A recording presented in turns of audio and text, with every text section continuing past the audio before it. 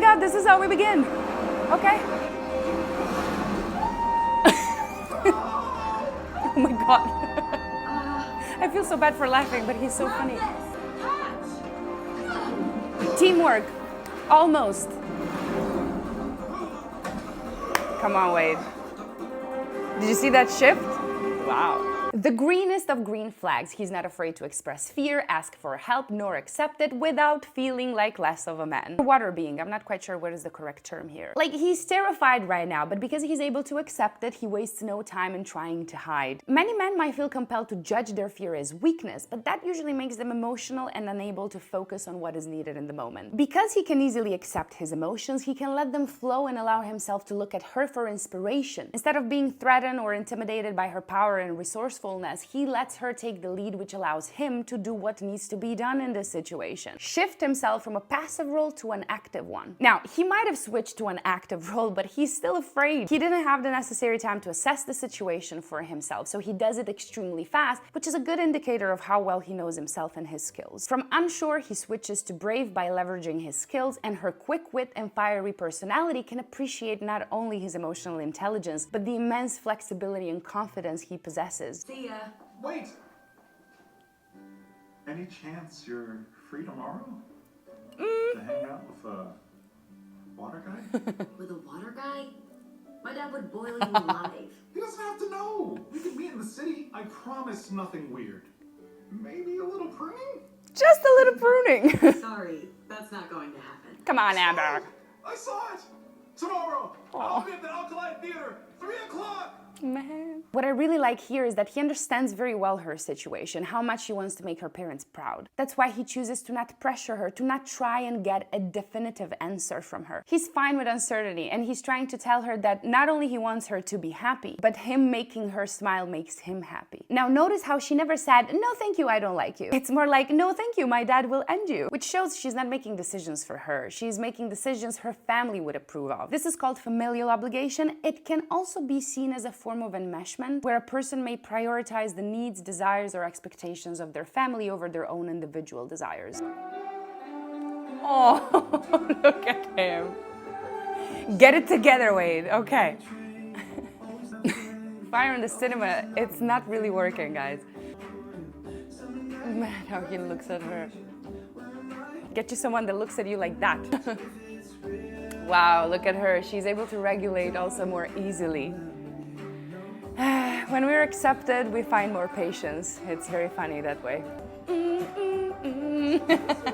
This is not only incredibly cute, but through this date, he gets to understand what her hardships are in a world that is obviously not built for her. A world that requires her to be small and to not take space. A world that doesn't take her into consideration. At the same time, she gets to see that the world might not be built for her. That's true. But that doesn't mean she can't have fun and still connect. It doesn't mean she'll be rejected. Asking for space and receiving space is a delicate dance, but their relationship is teaching them how to perform that dance. How to make space for the good, the bad, and the uncomfortable that this process brings. Whoa. How'd you do that? It's the minerals. Check this out. Wow.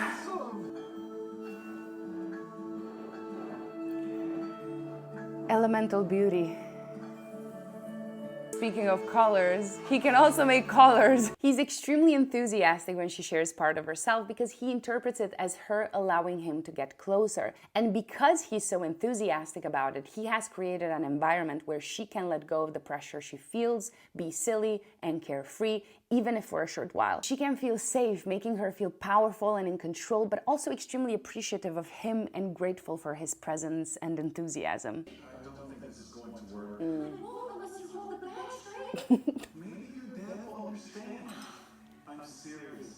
Look, I know it can be tough. I mean, with my dad, Very much so. we were like oil and water.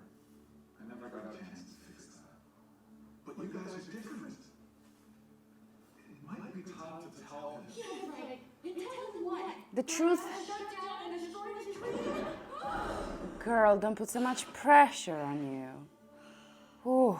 He's trying to tell her here that lying to our loved ones will only further distance us from them. He doesn't have the opportunity anymore to fix that with his own father, which is why he tries to encourage her to be honest and brave with hers and give him a chance to show understanding. That's why he mentions, "You are different." However, she can't even fathom that. Her answer shows she has a huge fear of losing her parents' approval, and she's currently acting from that fear, which is why she gets so angry. However, upsetting your parents is a necessary step for maturing. In fact, identity formation requires recognizing and establishing oneself as an independent individual with unique values, beliefs, aspirations, distinct from the family. It's a key component of personal growth, and Wade encourages her to take that step, but she's not ready yet, and that's absolutely okay. I think I'm failing. I think you're growing. I asked Fox should have retired years ago, but he doesn't think I'm ready.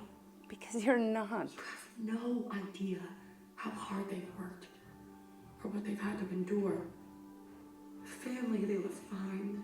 Oh, I can relate. I don't pay a sacrifice that big. You It don't. all feels like a burden. How can I say that? I'm a bad daughter. Oh man, this hits very close to home for me. So, because he has consistently proved to her that he's able to make space for her emotions and doesn't need to fix them, she's now able to feel safe enough to give voice to other emotions, often covered by anger, feeling like one's failing, so sadness and disappointment. She's going now through filial responsibility, which refers to the sense of duty and obligation children may feel towards their parents, especially in cultures where familial loyalty and repayment of parental sacrifices are highly valued. Many parents get upset when I say this, but that doesn't make it any less true. When you decide to have a child, make sure to remember you're not having a mini-me, or you don't have it to give it what you never had. The moment you have a child, you need to start preparing them for the moment that they will leave you. That means helping them find their own path, not deciding it for them. It breaks my heart to see Ember think she's a bad daughter just for giving voice to her feelings, which is that the path her parents decided for her is a burden, and that is valid. Girl, no. You're doing your best. I'm a mess. It's okay. I think you're even more beautiful. Now, Wade reassures her while maintaining a supportive role to then tell her that she's even more beautiful now that she's honest and vulnerable, that he sees the beauty of her also when she's sad or disappointed or when she considers herself a mess. His message here is clear. You having emotions and going through phases doesn't scare me. It just makes me appreciate you even more because I can see more clearly what similarities we have.